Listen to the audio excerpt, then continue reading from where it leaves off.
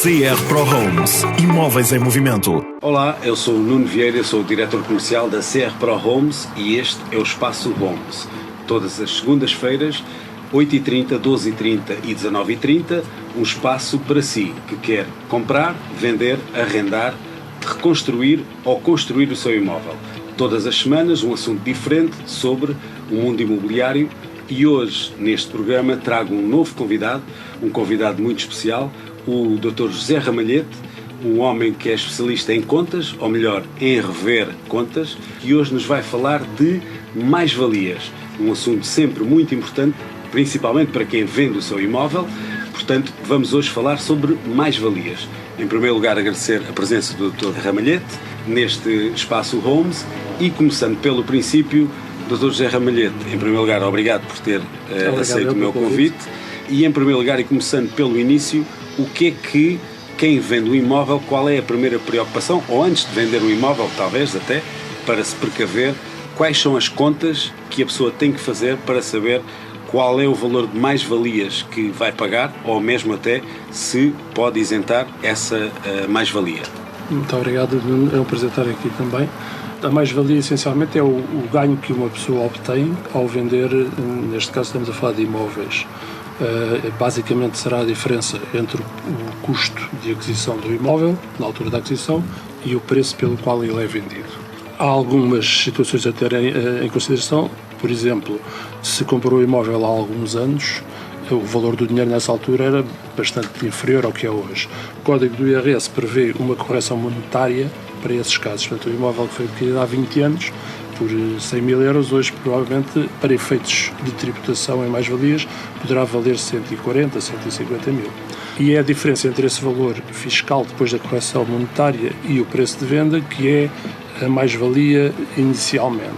Mas depois ainda há outros valores que podem ser deduzidos, nomeadamente todos os gastos que a pessoa teve com a compra do imóvel, pagou o IMT, pagou o imposto de selo, pagou o registro, pagou o notário, tudo isso é dedutível ao ganho, assim como todas as despesas que teve com a venda, a comissão do agente imobiliário, despesas com licenças, com certificado energético, com tudo isso é abatido. Para além disso, eventualmente também poderá ter tido despesas durante os últimos 12 anos, que é o que a lei prevê. Todas as despesas com melhorias do imóvel e realizadas e devidamente documentadas durante os últimos 12 anos também são abatidas à mais-valia. Depois de deduzidas todas essas despesas, realmente a diferença que é apurada é que é o valor da mais-valia que será então sujeita a imposto. Então, um caso prático. Imaginando que um ouvinte, o nosso ouvinte, adquire uma casa por 100 mil euros e uns anos depois vende por 200 mil euros. 200 mil. Não havendo crédito bancário, não havendo despesas, nada a descontar naquilo que é o valor de compra e da venda, em termos de cálculo de mais-valia, como é que se faria este cálculo? Neste caso, não havendo despesas de compra, nem de venda, nem melhorias efetuadas, a mais-valia seriam 100 mil euros, a diferença entre o preço de venda e o custo de aquisição. Considerando também que tinha sido comprado há pouco tempo e que não havia correção monetária, vamos pensar assim para simplificar. A mais-valia depois é tributada apenas, sendo um residente em Portugal, é tributada apenas em metade do seu valor. Portanto, o Código prevê que só 50% é que são tributados. Sobre esse valor, portanto, 100 mil euros, 50 mil serão tributáveis, e a taxa de imposto aplicada será a taxa de IRS. Das taxas que estão previstas no Código, que são variáveis entre os 14,5% e os 48%, consoante o ganho que foi obtido, assim será aplicável a taxa. Para um caso desses 50 mil euros, eu diria que a taxa poderá andar nos 25%, 30% sobre a metade da mais-valia obtida.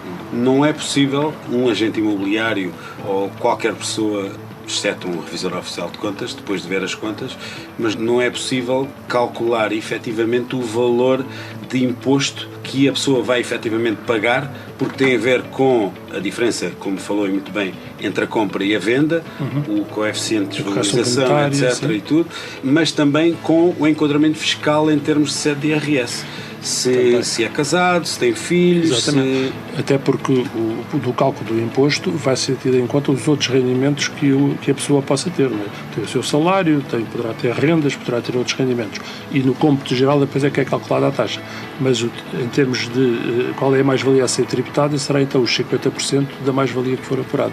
E em termos de isenções, ou seja, imaginando que o cliente vende e vai reaplicar o produto da venda numa habitação própria permanente. Portanto, neste caso em particular, imaginando que estamos a falar no caso do que comprou por 100 mil euros e vendeu por 200, para este cliente ficar isento, como é que o cliente deverá, ou quais são as contas que o cliente deverá ter em conta para chegar a essa isenção? Muito bem. A isenção aplica-se quando o contribuinte ou a pessoa vende o seu imóvel de habitação própria permanente. Portanto, só nesse caso é que poderá haver isenção. Isto no sentido que a pessoa mora numa casa que está registada como a sua morada habitual e resolve mudar de casa, ou porque teve mais um filho, seja por que razão for, poderá vender essa casa para comprar uma outra. E nesse caso deverá declarar à autoridade tributária que tenciona reinvestir. O que é que acontece? Tem um prazo para reinvestir de 3 anos, em termos de futuro, mas também pode começar a reinvestir 2 anos antes da venda, ou seja, tem um período temporal de 5 anos para efetuar o reinvestimento. Pode ainda ter a casa e não ter vendido e comprar, por exemplo, um terreno para construir uma nova casa. E comprou o terreno antes de vender. Portanto, esse investimento do terreno já conta como reinvestimento. Para ter uma isenção total do imposto sobre a mais-valia, vai ter que reinvestir o produto da venda. Portanto, isto é uma confusão que a maior parte das pessoas fazem, porque pensam assim, bom, eu comprei por 100, vendi por 200, a minha mais-valia é 100, portanto eu vou ter que reinvestir 100. Não é verdade. Vai ter que reinvestir os 200 para poder ter a isenção total. Se não reinvestir a totalidade do valor que recebeu, se reinvestir só 70%, vai ter que pagar 30% do imposto, digamos. Se investir 90%, vai ter que pagar 10% do imposto. Portanto, será a parte que não foi reinvestida. Eu acho que este assunto é muito importante, este tema, porque, e aquilo que estamos a falar agora, que é o reinvestimento. E há muitas pessoas que confundem a questão daquilo que temos que pagar em termos de mais-valia para aquilo que é o reinvestimento para a isenção. Exatamente. Uma coisa é a mais-valia, que são aquilo que o doutor falou muito bem, que é a diferença entre e o custo. Exatamente. E outra coisa é para a isenção. Para o cliente realmente ficar isento, tem que reinvestir não a diferença que conta para outras contas, mas sim a totalidade do valor da venda. Com uma exceção, portanto, se houver um crédito associado à habitação, ao valor de realização é abatido esse crédito. Okay. Ou seja, voltando ao nosso exemplo, vendeu por 200 mil euros, mas ainda tinha um crédito de 70 mil euros para pagar. Portanto, amortiza esse crédito, paga aos 70, só vai ter que reinvestir 130. Ok? E nesse caso ainda continua a manter a isenção total. Mas e sempre se a venda da habitação tenha sido habitação própria permanente e a compra ou a amortização do empréstimo seja num empréstimo de habitação própria e permanente. Exatamente, pronto. E quando a reinvestir tem que tornar a nova casa que constrói ou que compra na sua habitação própria e permanente. Tem um prazo de 6 meses depois por exemplo, de concluir as obras para mudar para lá e passar a viver lá. E em termos práticos, mais de contas e mais de contabilidade, já sabemos a fórmula. Em termos práticos, qual é o modelo que o cliente tem que se preocupar em preencher? De que forma é que pode preencher Isto é feito junto com a declaração anual de rendimentos, com a declaração de IRS. Portanto, há um anexo, que é o anexo das mais-valias, em que ele declara o valor da venda, declara o valor da compra e o ano da compra, por causa da correção monetária, as despesas que teve, e depois tem um quadro que diz se pretende efetuar o reinvestimento e qual é o valor do reinvestimento, porque ele pode não querer reinvestir tudo. Imagino que quer mudar para uma casa mais pequena, pronto, um casal que os filhos já cresceram, saíram de casa e agora, pronto, vamos vender esta casa que é muito grande, vamos comprar uma mais pequena. Pode dizer que vai reinvestir só uma parte, pronto, e é esse valor que ele declara como ainda reinvestir que não é tributado. Muito bem, eu penso que de uma forma geral foram explicadas aqui os princípios básicos em termos de contas para o cálculo das mais-valias. Desafiamos os nossos ouvintes a nos enviarem questões, dúvidas sobre este ou sobre outros temas para o espaço homes@crpro.pt. O espaço Homes que volta na próxima segunda-feira, 8h30, 12h30 e 19h30 na Rádio Solar, nos 94 FM, ou ainda em radiosolar.pt ou nas redes sociais em podcast, áudio e vídeo todas as semanas. Agradeço ao Dr. José Ramalhete e até uma próxima em breve. Despeço-me de vós até à próxima segunda-feira. Fiquem com a Rádio Solar, fiquem com a CR Pro Homes, imóveis em movimento.